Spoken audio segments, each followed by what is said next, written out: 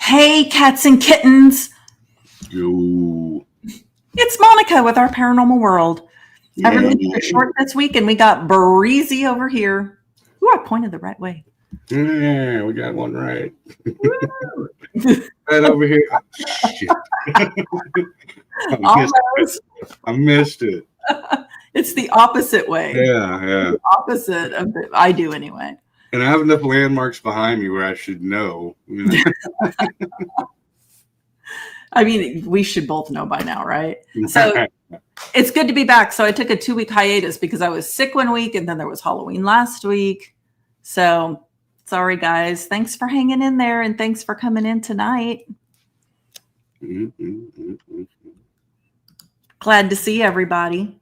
So I'm going to go through chat right now because I don't do that very often. And we did that the other night when I was on doing the Night Owl with Tex. And it's kind of fun because, you know, it's nice to acknowledge the people that show up. And, you know, it's our regulars that come in all the time. Dang it, it's the wrong way. My chat's actually over on that direction. The regulars that come in to support you and I, Joe. So let's give the old shout out to Scott's Life, who is here every week, and Ristol, who is here every week throwing wrenches at people. And we've got Jojo, who I believe is all the way from Australia. That's a long way. So thanks for joining us there, Jojo. And who we got? We got St. Michael, who is always so enthusiastic and sweet. And we've got Grandizer, who will pss, pss, pss, pss, pss, you until you say hello to him. And we were going to have people dropping in and out. I know the Blondes just ended their show. I know Josh just went live, so there's probably a bunch of people over there in his show. So shout out to everybody who will be joining us later, listening to this, not live, but maybe tuning in after the fact. We appreciate you. And I'm glad everybody. Yep, that's right. So how was your week, Joe? How did life treat you? It's been all right. Same old. So believe it or not, this is my second cigarette of the entire day. Like I'm down to my first cigarette I'm smoking is after work at 8:30, 9 o'clock. So I cut completely down. I switched over from non-store-bought cigarettes. So these are all basically hand rolled. They're not rolled, they're stuffed, but they don't have any of the chemicals, ammonia, glue, all that bull crap in it. So are you like growing your own tobacco and drying it out back? And no, you can get like tobacco from companies that are like herbalistic companies that don't, you know. No, St. Mike, I'm not trying to quit at all. So my whole my whole thing in this is, so I cut down on booze and cigarettes because I feel like every once in a while, because if you drink and you smoke every freaking day, every like 6-8 months, maybe even every year, you got to see if you can cut yourself pretty much off of it and you don't have physical ailments. Make sure you're not physically addicted to crap. Like if you cut gin off from cigarettes for 24 hours, you're going to have a freaking Wolverine going rabid in the house. But to me, it doesn't bother me. Like I can sit 9, 12 hours, not just be like, oh, finally got home. Now I can actually, smoke a cigarette at my leisure, not because I feel that I need to. So that's the whole. You have that control, because I got to tell you, when I was smoking back in the day, it was truly a habit. Like it was a habit. It wasn't because I needed the nicotine. I wasn't like, I need nicotine. It was, I needed something to do with my hands. Like it was something I did. Yeah. It was easy for me to quit smoking when I did quit. Yeah. And that's truly mostly what it is. It's more of a, not like a chemical driven brain function habit, but a emotion habit. I think that's why a lot of people, when they instead of going cold turkey is easier for them to do the vapes because they're still doing the motion. You know what I mean? Right. Yeah. Yeah, I had to quit cold turkey because I got pregnant. Not good. Yeah. I mean, for a while there, if I got super stressed out, I would still smoke. If I get really, really drunk, I will attempt to smoke. It is a horrible it's like, you know, and then I've got a sore throat for 2 days because it just my throat up. Yeah. It's just, And you're not used to smoking, so you're doing it all awkward. yeah. I'm all like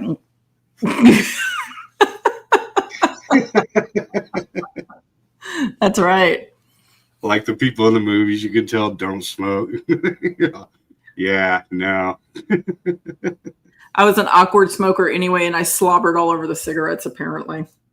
Oh, you're one of them. Okay. They're my cigarettes, dude. Like my cigarette, I could sop down the filter. I mean, well, okay, so when I worked at Neiman's, like that was my escape, right? Was smoking. So I'd go smoke. Me and the other heathens.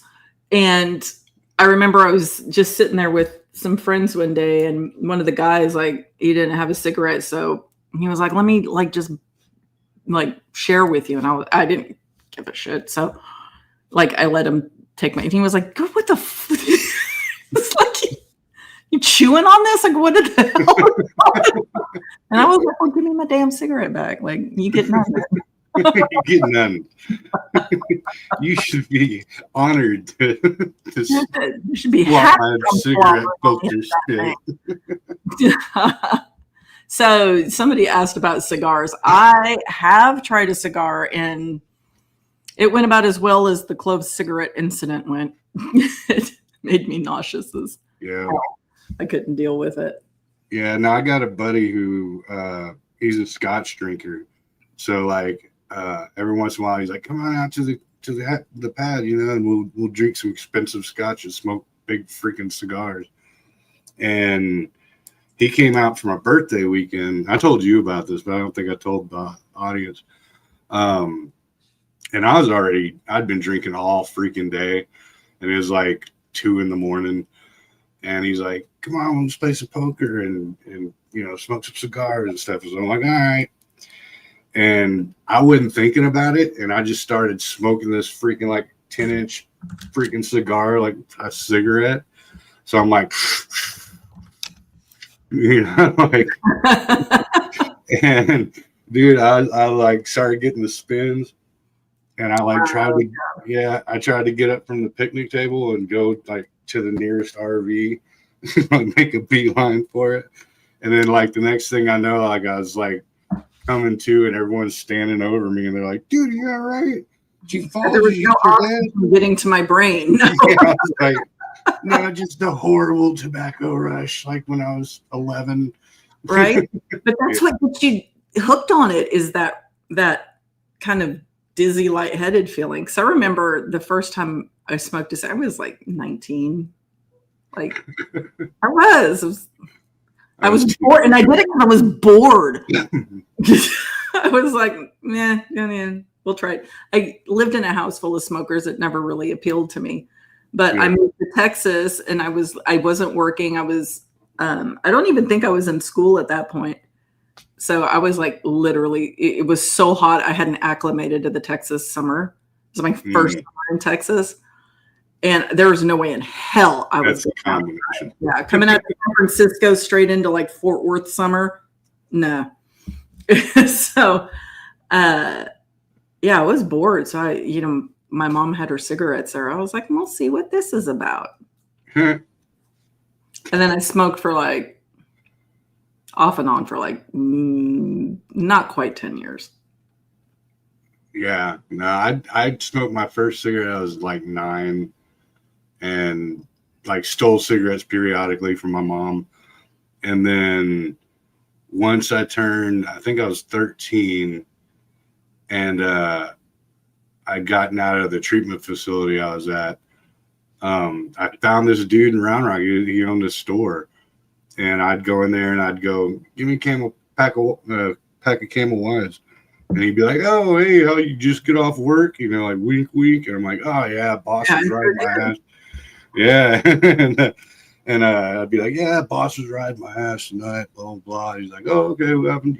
So I was smoking a pack a day from then on until, crap, dude. Like, yeah, until now. At my peak, I smoked a pack a week, maybe. And I smoked menthol.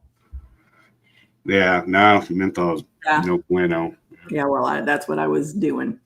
And I like clove cigarettes, but okay, so clove cigarette night, for those of you who have not heard it, I was out at Lakewood Landing, which is the upscale dive bar in Dallas, with a buddy of mine.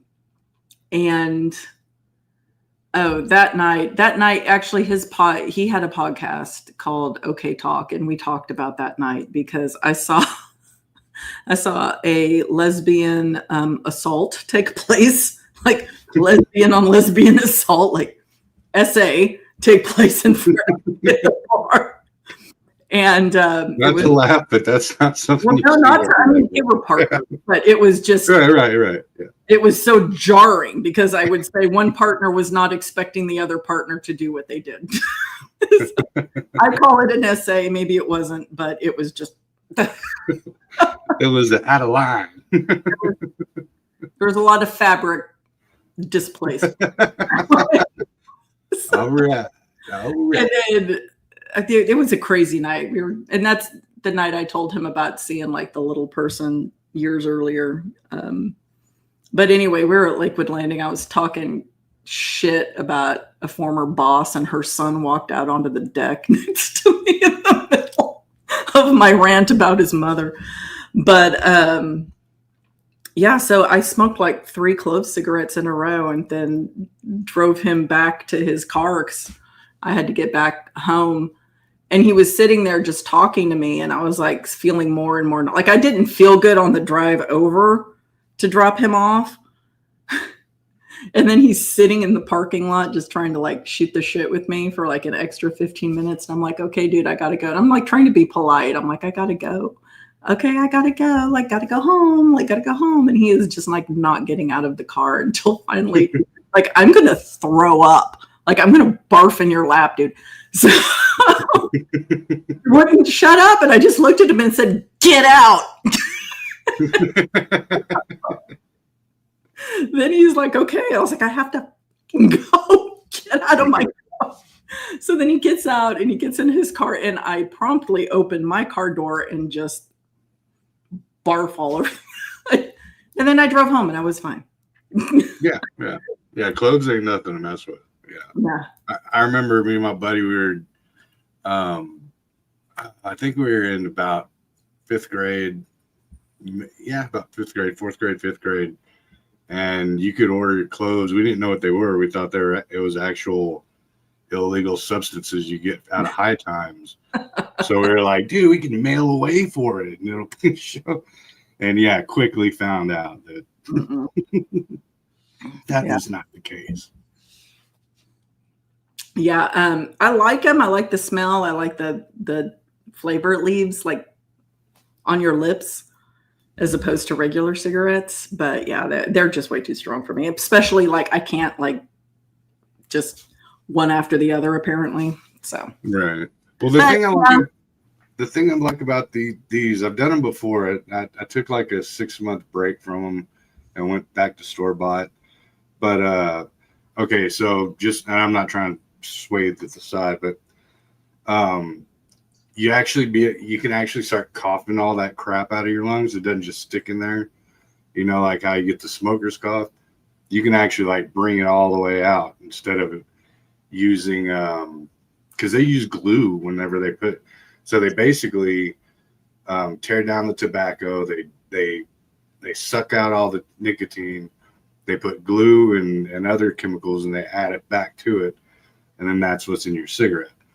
Number 2, after you start detoxing from regular cigarettes, like store-bought, you can literally smoke one of these, and within 10 minutes, your body's going, dude, we need a cigarette. And you're like, we just smoked a cigarette. So if it's not the tobacco I'm hooked on, then what is it that I'm hooked on? You know what I mean? And number 3, the thing I like about them is it doesn't have the agents in the paper that keep it burning evenly. So like if you literally throw it in the ashtray when it's done, you'll have nothing but ash. You won't even have a filter left. So it's a real cotton filter. It's not, some. Well, that's cool. Yeah, it's not. It doesn't have fiberglass and asbestos or whatever the shit is. Probably. Yeah, probably. Right. Yeah. Friable. I had to go down a whole asbestos like rabbit hole at work.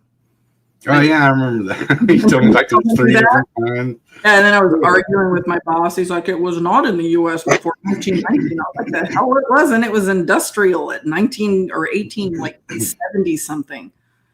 And I was like, "We renovate buildings that old." Yeah.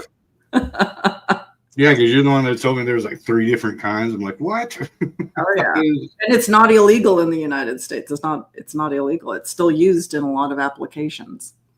In fact, I'm getting ready to start a project where I have to certify that none of the mastics being used contain asbestos. So, woo. But anyway, we got to asbestos. But yeah, cigars, they make me sick, which kind of sucks because there's a cigar bar like downtown, just not too far from me, and I really want to go to it, but I hate the smell of cigars. Love the smell of pipe, and my husband smokes pipe, which is nice. It reminds me of my great-grandfather. Yeah.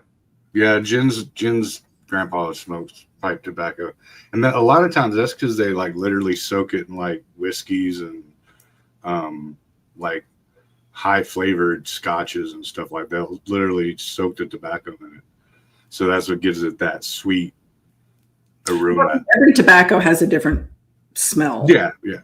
And like I have gone into so many tobacco stores trying to find the one that my great grandfather smoked. I think I finally found it. Like a friend of mine down in Houston, he smokes cigars too. I think he's the one that found it. Some tobacco, like small batch tobacco manufacturer out of Massachusetts, like Boston, I want to say. He found it. And so that's where I buy his tobacco now. Right. Cool.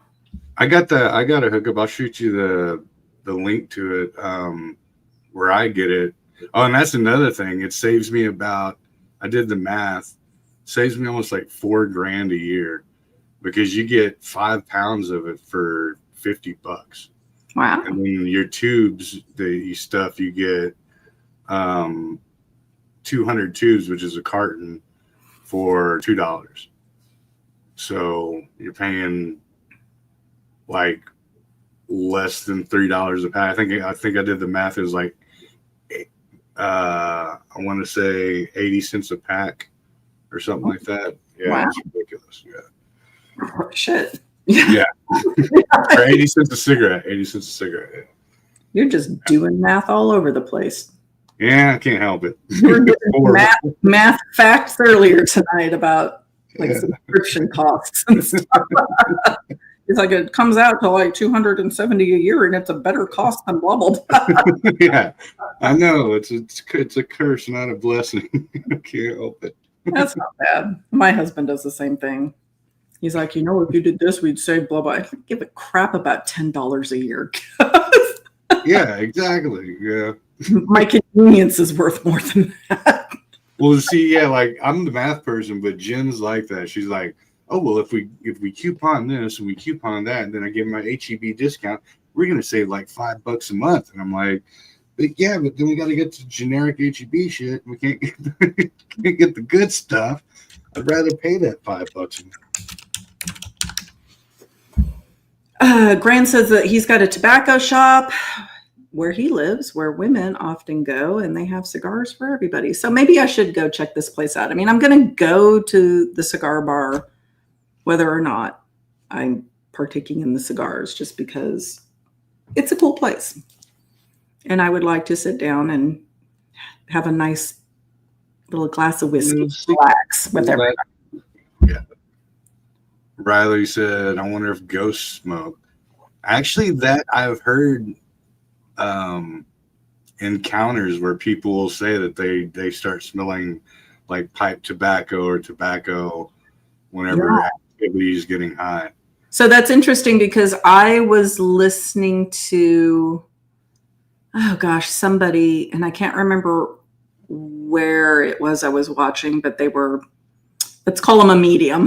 I can't remember where I was listening to this, but this was just a couple of days ago. And they were talking about, do you oftentimes smell like cigarette smoke, like the smell of, cigarettes or something like that, and there's nobody around you that is smoking or has smoked. And it's oftentimes a sign of spirits in your presence, if you smell that out of nowhere. So I don't know if the spirits themselves are smoking, but I think some of them bring that scent with them, especially if they were smoking in their corporeal existence. Yeah. No, it's funny. On that kind of same subject, all of my kids, because I smoke in the house, every time like they get to a certain age, they start complaining because other kids can smell smoke on them, or their teachers, and they're like go to work or go to schools, and they're like, smell like smoke, and I'm like, dude, I don't want to hear it. We had to get driven to school with all windows up. We got hot box. Yeah. All right, I got hot box.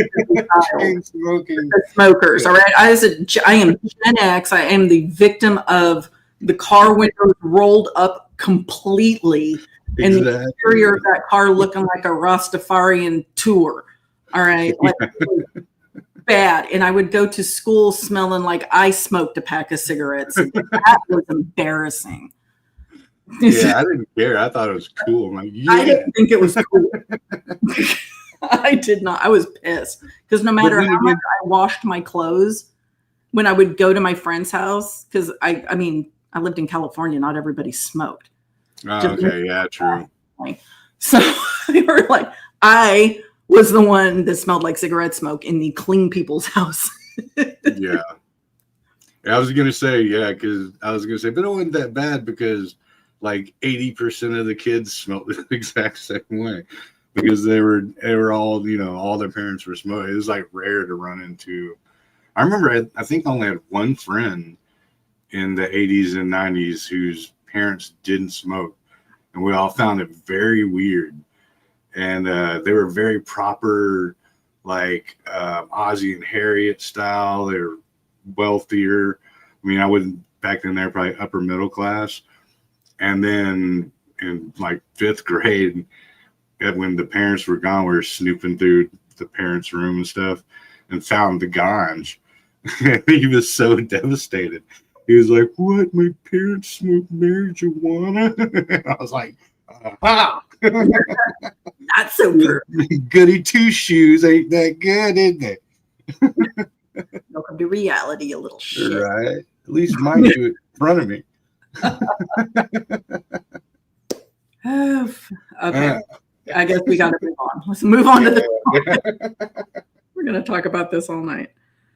So, yeah, topics tonight. So I was, kind of batting around the different topics, and I was thinking about the mines, like specifically, like when I started thinking about it, I was thinking about the coal mines, right? Like on the East Coast. So and I'm going to say it wrong, like the anthracite mines, because those get real deep, and the coal mines, which of course everybody's familiar with. And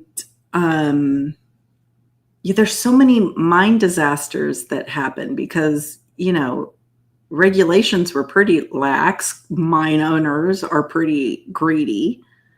And, lives were pretty cheap back in the day. So you've got, violent deaths and grieving families, and you get hauntings. And I was thinking, I wanted to concentrate in the U.S. because I think that we've got a lot of interesting stories here. There's a lot to talk about. We could cover, there's mine disasters obviously all over the world because mining takes place globally. And there's like one of the biggest like coal mine disasters, I want to say, or mining disasters was in China. Yeah. But in the United States, like, you know, with coal mining being such a prevalent thing in the East Coast, and of course the gold and silver mines and copper mines out in the West, you know, there's always, you know, people robbing each other trying to get that precious metal. There's stories across the board. And I am reminded of this one story that I heard a long time ago. Actually, I read it in a book, and I cannot recall the book that I read it in, but it was definitely like West Virginia, like Kentucky. It was like kind of that area mining. So I think it was a coal mine that this disaster took place in. And what had happened was the mine flooded. And there were some men that couldn't escape before the floodwaters overtook them.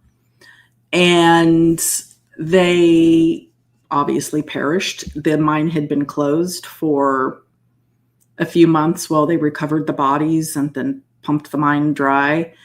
And when the mine operators went to go reopen the mine, they were having a hard time convincing people to come back down into the mines, you know, because they're a superstitious bunch. They're like, I'm going to go back down there. But people need to make a living. And the mine operators were a nasty bunch of people, or they could be, right? So you'd get miners that worked for the mines or the mills, and towns would grow up around the mines, right? And the mine operators would oftentimes own general stores, and you could only buy supplies from those general stores. And the markups were ridiculous, and you couldn't always afford things, and they would start a tab, and you would eventually become indebted to them to where you couldn't not work. So the mine reopens. This man is telling the story about how he was getting ready to go back down there. He didn't want to, you know, he was very leery. He didn't want to, had a bad feeling about the mine in general. You know, they had been told how safe it was, and then it floods, kills friends of his. And this one man in particular was a very good friend of his that perished in that disaster. And as he is getting close to the opening, he looks down the shaft as he's like preparing, and he's not the only one that saw this. It was him and the crew. He just happened to be leading the crew in. And the friend of his is at the bottom of the shaft looking up at him. And he said the guy was wearing what he wore that night, and the mine flooded, and he was bloated. His eyes were missing. His eyes were black holes. And he, you know, was clearly deceased, like kind of gross looking. Anyway, the guy looked up at him, and he opened his mouth as if to like yell. And this sound came out that sounded like the whistles that you hear like for the end of a shift, like right. the Flintstone whistle. Yeah. And that sent this man and the entire crew like hauling ass. Like they were having none of that. And it took a while before they could be convinced to go back in there. In fact, I don't even remember if the mine even opened. Like they had to get a whole new crew. Like I want to say they like abandoned, like that crew refused to go back in. They went somewhere else. But that story scared the heck out of me, you know, reading that. And this was probably 20 years ago that I read that story, and it stuck with me. And I'm thinking, how many stories are there like that people aren't saying, you know, because right. The guys working those mines are just like macho dudes. They're not going to want to talk about the scary shit like that they see. Right. Well, that, and plus you're like you were saying, the owners of the mines basically own the shanty towns that they were in. So even if they did come forward and they were saying, hey, look, this is what we saw, blah, blah, blah, they're trying to protect their investment. So they can alter the records or completely destroy them. And then the only people that you have to pass your story along as your personal family. Right. You know? Yeah. So, yeah. And, I would listen to this guy on YouTube. His name is Donny Laws, and he talks about Appalachia, right? And he talks about just stories because he grew up there. He's an older gentleman, and he lived his whole life in the mountains, like back mountains. He's a good old boy. His stories aren't long. I think the longest one is maybe like 15, 20 minutes. And he's very simple. He just tells it like he's talking to you off his front porch. And I appreciate that kind of storytelling. It's very simple. They're very down to earth, just stories. And they're nothing scary. It's nothing spooky. He'll tell you about ginseng picking or something like that. I mean, they're just stories. But he did tell a story because he did go work in the mines. And so many people, that's such a big industry out there, the coal mines. And he went to go work in the mines when he was like 16 or 17. And he'd never encountered anything, but he said that he understood like how people could, right, feel some type of way about it. Yeah. But he was recounting a story where somebody had told they had survived a mine disaster. And when they went back down in there, they encountered the spirit of a young boy that had been killed, because back in the day, these mines that have been in operation for a long time, they employed children a lot of times, or the miners would bring their whole, like the kids in to help. And when these mines would blow, and a lot of times it was the mines blowing, it would just rip everybody apart inside. And so they encountered the spirit of, this young boy that had been just devastated from the disaster. But, the kid didn't say anything. He just appeared to them looking the way he did and then faded into the dark, which I don't know that that's any kind of consolation. That would freak me the hell out too. If he just kind of like faded into the darkness, I'd be like, no, man, like I gotta get out of here. I'm struggling so hard. Why? Because of all the words, and they're all looking down at the shaft and looking up from the shaft, and the minds would blow. I'm like, don't lose it. Sorry. I knew you were laughing at something, and I was trying to figure out what I was saying that was triggering. Yeah, it was all about the shafts and the blowing. Of course. Too immature. Sorry, but I'll hold it together. So why don't you tell us something that sounds mature? Well, so one of the ones that I know of is, and I don't know the names or the specifics of it, but there is in Cleveland, Ohio, where it meets the Lake Erie. There's a set of salt mines right there that are notorious for having very spooky stuff going down. Mm-hmm. There's visions of people. You can hear people screaming, like at low tide or whatever it is. Right. I don't even know if lakes have tides, and then not just that, but a lot of people say that that's why Lake Erie is as weird as it is, because I don't know if you've ever seen pictures of like storms on Lake Erie or the waves that come in. Oh, well, they take ships down.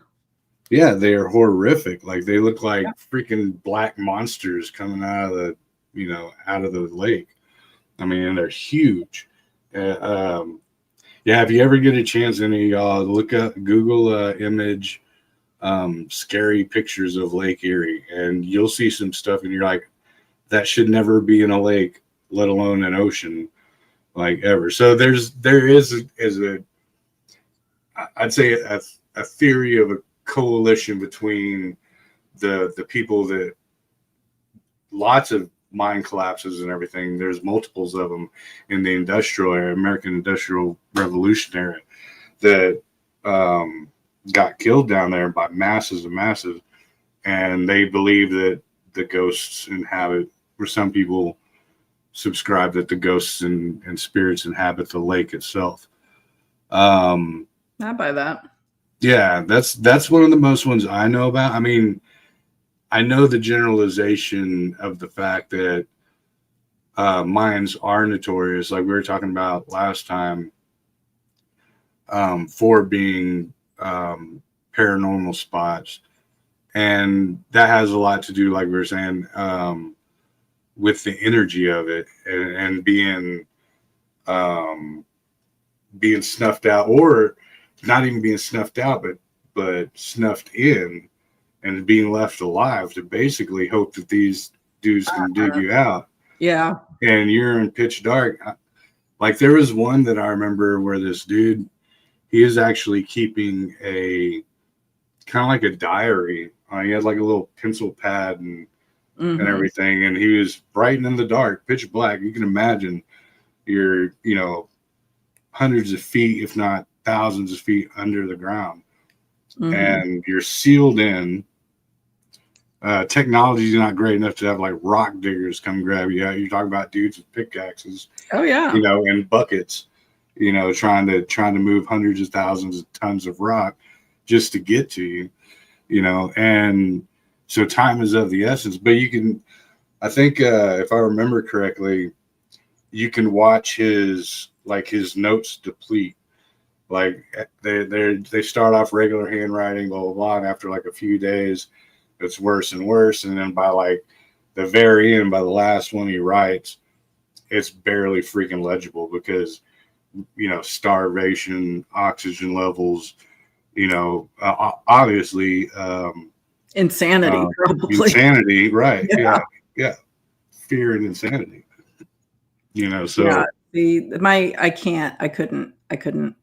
I just couldn't. The claustrophobia. Yeah. I mean, this goes back to, okay, let's tie it into one of my favorite horror movies, My Bloody Valentine, which does take place in a mine, and it's so frightening to me because it takes place in a mine. I mean, it takes place, of course, around town and, surface level also. But for me, the scariest parts are when they are below ground because there are so many tunnels and twists and turns. And if you don't know your way, you will get so lost.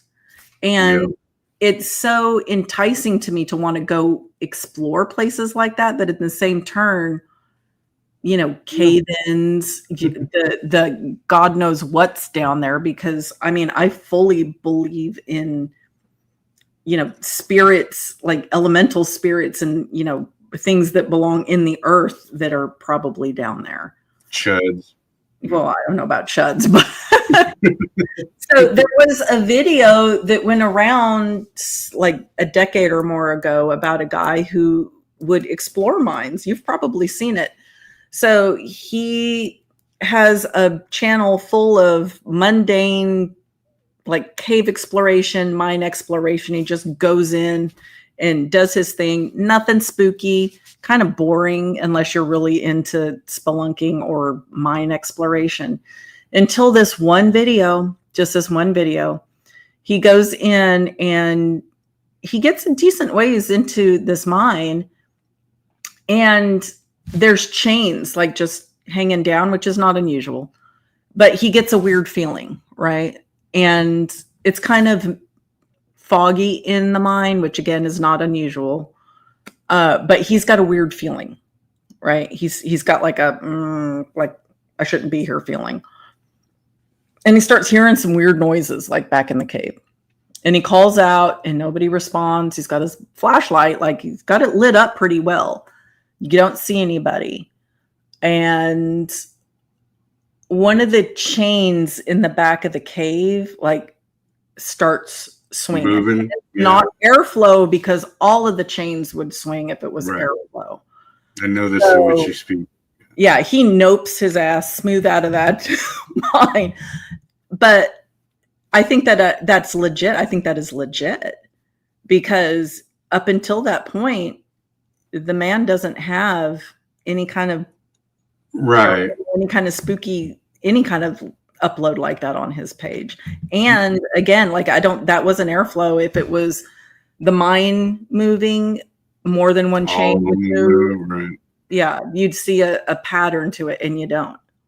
Yeah, and you'd have to have a pretty directed and forceful wind to move a freaking metal chain. Yeah. Without moving the rest of them, you know what I mean? Right. But yeah, I have seen that one, but no, that does give it validity, because obviously the dude's channel isn't for paranormal purposes or for any kind of credit like that. He's actually just looking for the attraction that people have towards mines and underground spots like that. You know what I mean? Right. It's not, if it was, twin paranormal, then I'd be like, yeah, that's crap. But not to call them out, but it's just the first example off the top of my head. But I am kind of, but yeah. So if that's not his main narrative and his main goal, then that does make it all the more valid in my eyes. Yeah. And Bernard in chat says, I definitely believe that aliens are underground in Nevada. I wouldn't doubt it. I wouldn't doubt if they're underground in a lot of places, to be honest with you. No. The deeper you go, the more likely I think you are to encounter some things you don't want to encounter. Yeah.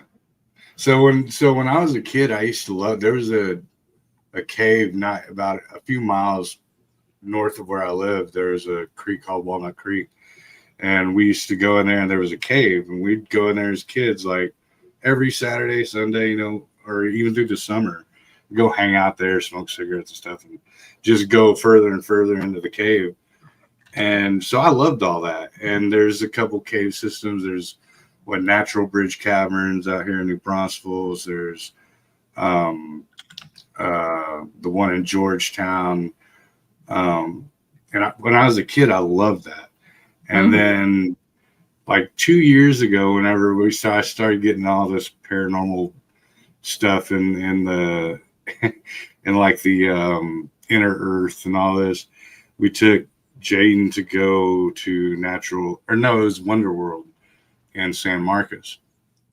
And I started getting way down there and all this stuff that we talk about started like hitting me at once. And I'm like, dude, if we're going to find a rake, it's the end of it. Some dog man going to come crawling out here. Yeah, going to follow us home. It's like, dude, we're doomed. Everybody on this tour is going to, and then the actual notion of claustrophobia kicked in, and then I was like, dude, we are so far in it. If something happens, same kind of concept. If something happens, we're stuck in here. No light. Imagine no lights, no power, because they do the thing where they shut all the lights off, and they're like, see, you can't even see your hands in your face. They did that to me in Mammoth Cave. I was like, don't do that. Don't do that. Yeah, no, I'm good. Like, why would you do that? I get it. Oh, because it's cool. No, it's not. Because that happens without you having a light switch to turn it back on. That is freaking horrifying. Yeah. What happens if the light doesn't work? Right. Yeah.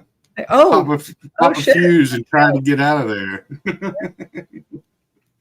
Yeah. No. Fresh forgot my flashlight in the car.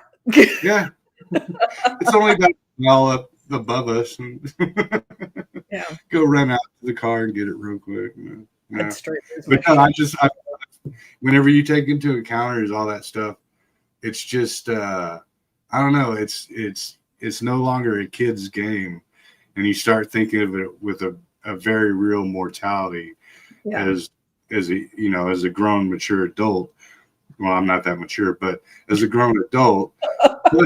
So then you got to take into account that all these cave miners or coal miners and people that used to run these mine systems back in the day, they were full grown. They knew the the severities and the fears that come along with it, but you had no choice. It's either, don't get credit at the company store and don't feed your family, or get your butt down there anyway. And no matter how, what you see down there, what you know about down there, or hearing about another mine collapse in the same company. Sure. There's likely you had a family member that was injured in some way at some point in time in a mining accident if you lived in those, areas. Yeah. Or, in the communities that where mining was the way of life. Yeah, exactly. And it still is. I mean, I will say they take a lot better precautions. You've got NIOSH now, which takes care of, safety for the mines. Right, the OSHA of it's OSHA for mining, kind of. And, they have the respirators now, so there's a lot less black lung taking place. Got the black lung pops. That was a legit thing. I mean, yeah. You got people in their 30s dying because they went to work in the mines when they were 10. It's tragic, It is. But that always made me laugh on Zoolander when he's like, I think you got the black lung pop. He's like, damn, you were working down there for 10 hours. I've been doing it for 30 years. Merman. Yeah, and no more dead canaries. Yes, we don't want any dead canaries. I'm pretty sure PETA wouldn't like that. That's not NIOSH certified, I'm sure. No, actually, when I worked at 3M, I was in charge of, and actually I was a project manager, and then became in charge of the gas detector division. And so we made freaking gas detectors for miners that they'd have to wear, and you wouldn't believe, like, I probably, if I signed an NDA, I don't know if I did, but you wouldn't believe the amount of toxins before those things had to go off. Like, it wasn't a little bit. Like, by the time those things went off, you got I don't have a watch, but you got a matter of seconds, if not minutes, to get the heck out of there. I mean, Rustall brings up Centralia, right? The mine that's been burning forever. They had to evacuate the town. Yeah, the whole town city. that Silent Hill is based off of. Yeah. Burning city. Yeah. It is still burning. Just like, oh gosh, where is it? It's somewhere over in Eastern Europe, the gates to hell. Oh, yeah. That big old freaking, looks like a big tire dump. Yeah, where somebody thought they'd be cute and burn off the extra gas by lighting it on fire and burning for like 80 years now. Yeah. No, it only started a century-long fire. Yeah, well, same with Australia. You evacuated a whole ass town. And I think it started with somebody trying to burn their trash and dumping it down into the... Right, yeah, that one was like accidental, like something went wrong, or that's how I remember that one. But I think the one in England, like you said, or whatever, that one, they were like, "Oh, we got a great idea. We'll just burn it off." They were like, "We'll just burn off the extra gas." Yeah. Okay. Apparently, it's a pocket, like, to hell. Like, you ignited the entryway to hell. So, I mean, all the weird shit that you can encounter down in mines, you got to talk about Tommy knockers, right? So for anybody that doesn't know, a Tommy knocker is like a Cornish belief, right? It was brought over with the immigrants, the miners. Cornish belief that the spirits of deceased miners are warning you, right, by knocking to let you know of an impending cave-in. And some people think that they're benevolent, that they're warning you. Some people think that they're not. They're also considered pranksters. They used to, if they heard the Tommy knockers and they were saved from a disaster, the next time they go into the mines, they would leave the last little bit of their pastry. Like if they were eating something, they'd leave the last bite and toss it down the mine for the Tommy knockers as a thing. which is interesting. And I know Stephen King did a whole book called The Tommyknockers. Did you read that? Tommyknockers knocking at my door. Yeah. I never read The Tommyknockers, so you're going to have to give me a lowdown on it. Is it about Tommyknockers and mines? It is, but I think, yeah, PG got it. In the end, it's aliens. Okay. But yeah. And I believe I haven't read Tommyknockers since the 90s, late 90s. And then they did a cheap movie about it, kind of like they did with the Langoliers, like a cheap. Like a made-for-TV movie? Made-for-TV flick, yeah. Okay. But yeah, it was a good book. The Langoliers was decent. Langoliers, the book was awesome. The movie was all right. Okay. Bronson Pinchot was in it, so that was cool back then. Barky Bartocalypse. Barky Bartocalypse. Perfect Strangers. I loved that show. It was a great show. But yeah, I didn't see just now. I think I knew it, but I, put it back somewhere behind the crown royal. That Tommyknockers was a real thing, and it was based off of a real legend or whatever. Because whenever you just said it, I was like, oh, it was more than a book, and I went, oh yeah, I think I remember it being. Yeah, like it's legit. Like all miners believe in Tommyknockers. So there's this TV show that was on like 2013-ish. I want to say it was on the Sci-Fi Channel. It was called Ghost Mine. I loved it. It was kind of quasi-reality where there were these miners and they were opening up an abandoned mine. It was the I have it written down here because I would never remember that on my own. It was the Crescent Mine in Sumter, Oregon. They opened it up to begin mining operations again on it, and they brought in a paranormal team to investigate and make sure that the mine was safe to re-enter.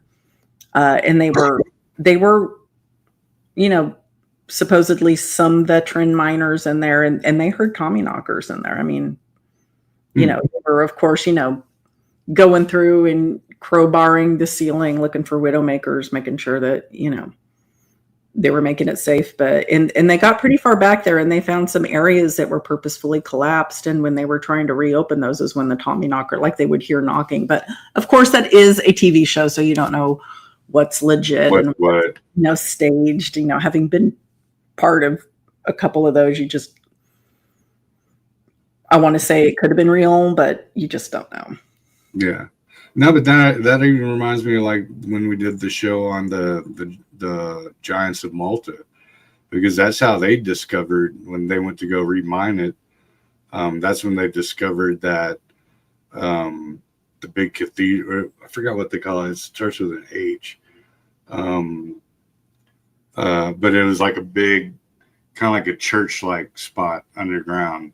And it had a 110 hertz resonance, which is like what modern churches have, because the frequency alters your brain into learning and to absorbing. And that's when they supposedly saw the giants in Malta. But that's a mining thing too, right? And then right after that, and all those school children disappeared in the mines, and they could hear them underneath the island for miles. That they blew it up and shut the whole thing down. So, that's right there. What I'm saying, what I'm getting at is I'm seeing a commonality with what you're talking about. Like there are the ones where they're like, nope, that corridor, we're shutting it down. Right. Done. Yeah, done. Which, I mean, I don't know. Superstition like that keeps you alive, I think. It's intuition. It's a superstition for a reason, right? People are associating past experiences with sounds or whatever. Insert whatever. And that's what's keeping future people alive. So you gotta chalk it up to superstition a little bit, Yeah, just gut feeling alone. Yeah. I mean, I gotta tell you, if your gut is telling you something, listen to it. Like, if my gut, like deep down, like if I know something is off, I am never wrong. I am never wrong. Like, should have did that on my first marriage. Me too. Should have ran. You ever, like, right after you sign the marriage certificate, you're like, I just made a big mistake. I just made a real mistake. Monica and Joe, have you ever tried to find a mind? I get no, not in my area. No, a mind. Oh no. Lost Dutchman. That's the Superstition Mountain one, right? That is, and we were we can hop over to that one because there is some crazy shit going down in the Superstition Mountains. Yeah. I mean, that's Apache territory, right? That's our ancestors, my dear. Yeah, and it's on the same mountain range. I mean, it's way south as Nahini Valley, right? Which is also the Headless Valley, right? And then the Superstition Mountains have the Headless thing. Yeah. So that was interesting. So in the description of the show tonight, I have a link to a YouTube video that I was watching, and it's a paranormal investigation team that went to the Superstition Mountains, and they're interviewing the first, gosh, I don't know, like 30 minutes, I want to say, maybe a little bit more. They're interviewing a local who takes people, like, who lives in the area. He's lived in the area for a long time. He lives on a ranch, I want to say. He's part of a ranch. I forget what his job is there, but they're interviewing him, and he has got some crazy stories about what goes on in the Superstition Mountains. He's got, I mean, some of them you will have heard before. Some of them are new. He's very in tune with, like, the indigenous people from that land. He has got some insane story. So I encourage you to go check it out. If you want to stay for the whole investigation, by all means, watch that. But at the very least, watch this guy's interview because I thought it was interesting. Now, some of it I'm sure is maybe embellished a little bit, but the stories alone are worth a listen. But he does talk about how, and I already knew this, but I mean, he touched on it also, how a lot of the people that are killed there, the people that go looking for the gold, almost always, but sometimes just hikers, are found, Sand's Head. And the same with Nahini Valley. And it's interesting because I was watching, it popped up on my playlist just randomly. I forget who was doing the show, but somebody was doing a show on Nahini Valley. And it went a little more in depth into all the people that have gone into the valley looking for people, gold, whatever, what have you, and how in the timelines for each of them. Right. Yeah. Mr. Ballin did a really good one on it. He did. He was one of them. I think he popped in after this guy. I'll have to send you the link to the one that I'll have to go back through my history in YouTube and send you. Yeah, there's a few of them that it literally goes timeline by timeline. And then so back to the Dutchman. So there was two things because I went down that rabbit hole probably about either 6 months, 8 months ago, maybe even a year. Hell, I don't know. But there was two things that stuck out to me. I believe one is that, like, at a certain part of the day, one of the shadows cast on the mountain is like, I want to say like a cougar. Like there's like a freaking, like a crouched cougar shadow. Oh, cool. Yeah, like it at only certain parts of the year, certain parts of the day. And the other was, now this is loose. I'm literally shooting from the hip. So one dude ended up finding it, and then there was like he disappeared, and there was like, I want to say like an Army or a Army Corps Engineers investigation where they went and they actually quote unquote found all the gold and stuff. And that dude and his team, his initials were actually carved inside where they found the main gold depository or whatever. Because there's like, if I remember right, you go and you can climb up to a certain point, and then it's almost unreachable. But there's like a half a ladder. It looked like the ladder like broke off. So like way up, there's like a rotted ladder, and then that goes into the mouth of a cave system. Okay. And then that was like, but ever since then, and even before that, previously to it, getting there would get your nugget lopped off. So, and that could be very much so, because I mean, if you think about it, when you think about Native Americans, these mountains, like like the Black Hills and Superstition Mountain, all those aren't just like mountains to those cats. You know what I mean? Those are sacred, holy places, and a lot of them, they'll be damned if anyone's going to be stepping foot. It'd be like someone desecrating Temple Mount. Or anything that's religiously important to people. Like if we knew the birth, or not the birth, but the burial place of Christ, what I mean? Which some say they do. I'm not going to disagree with that, but it's considered a holy spot, and you do not go there, and you're not allowed to by military action. And so if you take it and look at it the same way as the natives, they're almost considering themselves protectors of that sacred spot, and it's been for generations upon generations. Sure. Kind of like in what was the Indiana Jones and the Last Crusade, where the dudes all had the little cross, and they were like protectors of the of the Holy Grail, and they had been for generations upon generations. Like that's literally their one. You had one job. Like that's their one job. And so, yeah, they will do anything that they can to keep that mountain and that spot holy, and keep it from intruders.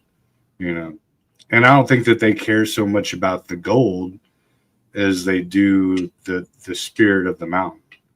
You know what I mean? I think that in general, yes, but then you're going to have as time marches forward and generations move up, you're going to have generations that don't hold that as close to their heart. Right, so right. I think that older generations maybe, but I would say the newer you're good, like somebody's going to figure it out. That, as much as it hurts me to say, is probably not going to be the case like for long. Right. No, I agree. I mean, yeah, we're seeing it out here in the country all the time.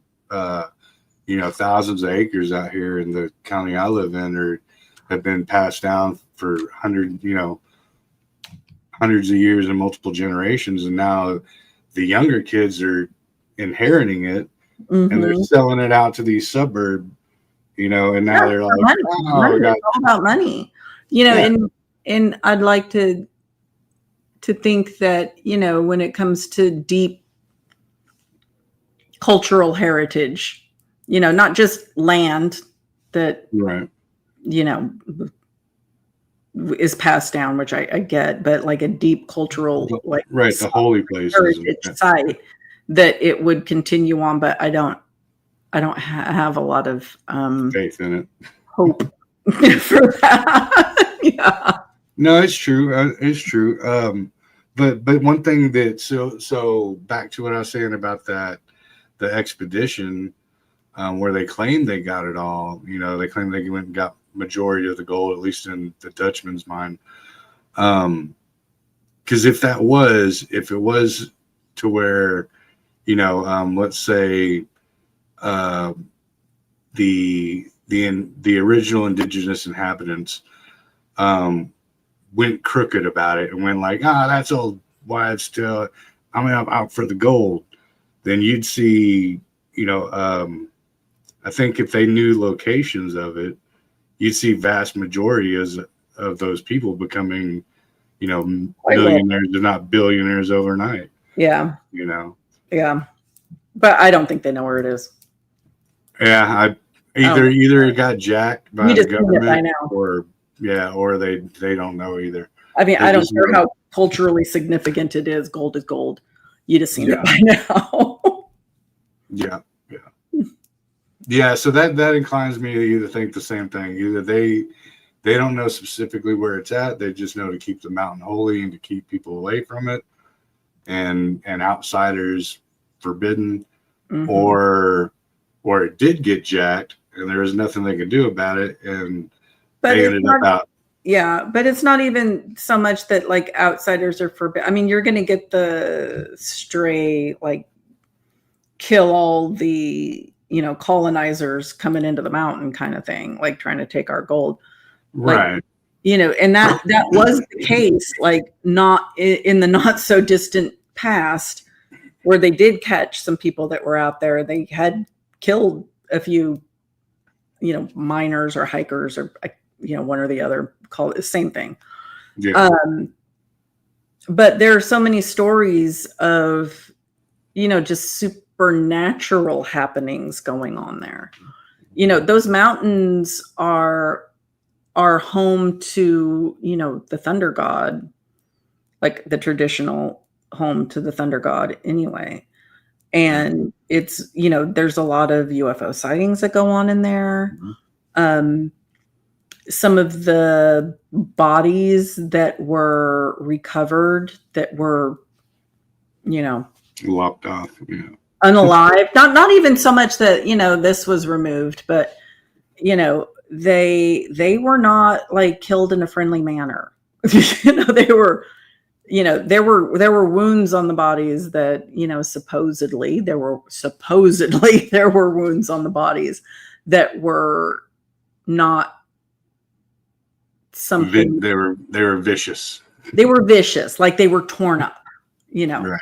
And some of them, and it was a group of people, I want to say, because I'm just reiterating what this guy was saying on this show that I heard. So I can't like vouch. I can't give you like a specific, but listen to it, draw your own conclusions. But he's claiming that, there was a group of people, bodies were recovered, a group of people by like 2 or 3. And when the bodies were recovered, the lanterns were still on, which means that whatever took place at night. And it seems like it happened suddenly, like, right. Very quickly and very suddenly. And the condition of the bodies was such that it was not a natural death. It wasn't a man-made weapon, and it wasn't indicative of like animal attack either. It was really bizarre. And also recently, because if it's still burning, then it obviously wasn't out there for weeks. Yeah. So yeah, real quick, real new, and not by any obvious natural or homicidal standards. Right. And then this belongs in the mine episode because you have the Lost Dutchman's mine. Now, the mountains themselves, without the mine, I think are just as spooky dooky as, you keep going. It's in the same vicinity, I believe, as like, Skinwalker Ranch. You just keep going farther to the back sections and you will eventually hit that. And in this video, he talks about,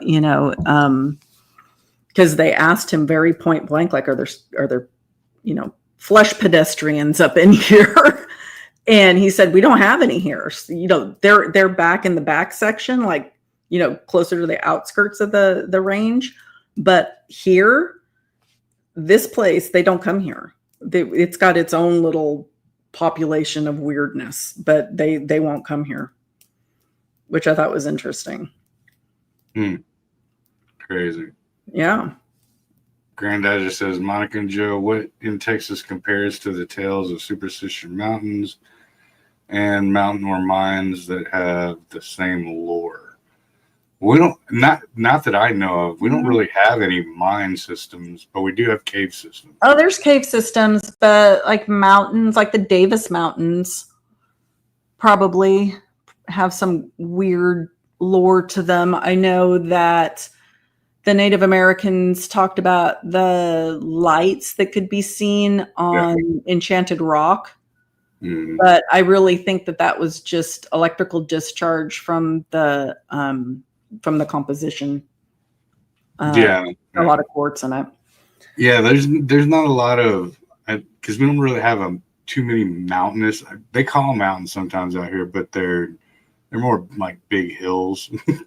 I mean, the Davis Mountains are decent sized. Yeah, they're decent, but I mean, they're not like whenever you think of mountains, you think of like the Rockies and stuff, or most people Like do. the Sierras. Yeah, they're not. Yeah, Sierras and stuff like that. But they're not where I come from. They're not mountains by where I come from standards. yeah. But we do have a lot of like weird semi-permanent systems like Marfa, Texas, Marfa Lights, and that's right there on the border. So that's by, if I'm not mistaken, that's by the mountain range. That's out like kind of near the Davis Mountains. It's in the Exactly. Yeah. Or what are they called? I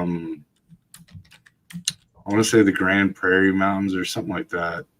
It's right there, Mexico, Texas border-ish, where there's mountains on that side, but not on this side. Like when you go to I don't know Big that. Bend, like Big Bend kind of a thing. I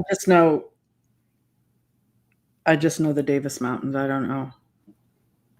But yeah, so there are weird. So those lights actually, the Marfa lights, that's been going on since ancient Native American days, when American settlers first showed up there, and I want to say the 1700s. They were seeing them back then, and a lot of people are like, no, they're just car lights from the highway that's way down there, but they're not. They're floating green orbs, and you can pretty much go out there every night of the week and see them. So, and one of the people we've had on our show before, Richard Woody, he's been out there a couple of times, and he says that when you're looking at them, that they're over here and the highways are over there. So it's no way that it's any kind of reflections of, but we do have a lot of those. But as far as like mines and stuff, I'm not familiar with any of them. I'm not familiar with any mines per se. I mean, there's haunted places, and I want to say the Devil's Backbone is haunted. Mm-hmm. So the Devil's Backbone is like a little mini, like mountain range by Texas standards, like a hill range. Is Babyhead. You know what I'm talking about. Babyhead Peak. Is that part of the Devil's Backbone? I would be lying if I said yeah, but that sounds right. So,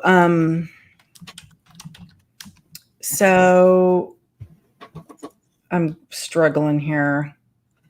So go ahead.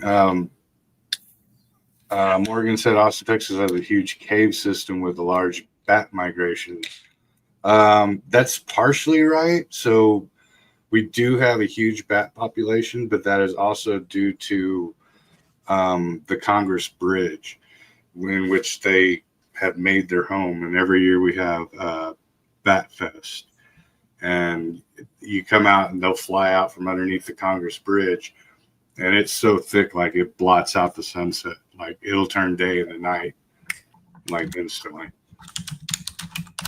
But they do have a large cave system. I'm not going to lie, but they're not mainly, mostly they're popularized, and people have populated them as far as being tourist attractions. Mm-hmm. So there's not many bats in them. Cicadas, yeah, you have to get stitches. You get bit by a cicada in like inner space or interspace caverns or Really? ridge caverns. Oh yeah. I never thought cicadas bit. Oh, they will bite a chunk out of you. Like, What the fudge? yeah, dude. They got these big red cicadas, and they're all on the ceiling of the cave. And they'll tell you right when you're going in, you get bit by one of those, we're wheeling you out of here in a freaking ambulance, like, and you are getting stitches. So if any of them drop on you. So yeah, Baby Head Mountain is not far from the Devil's Backbone. And Baby Head Mountain is named Baby's Head Mountain because of a very tragic story. Use your imagination, you're probably right. Frontier times, the natives did not like the white people trying to take their land. The Devil's Backbone. Are you familiar with those stories? I've known, when it comes to the Devil's Backbone, I know more about the cryptids and stuff like that around there. I don't know about the so yeah, it's supposedly haunted by like just spirits of like the indigenous population and like Confederate soldiers and just like a general like haunted kind of land. I don't know any very specific stories of it, but I do know that it is like it does have haunted. Yeah, that'd be a Josh Turner thing. He knows a ton about the Devil's Backbone. Yeah, I bet he does. Josh would be a great person to ask about that. And I wonder if we talked about it before. Have you ever, it's still on the same subject, but not to go off from the Devil's Backbone, but have you ever gotten into the Goliad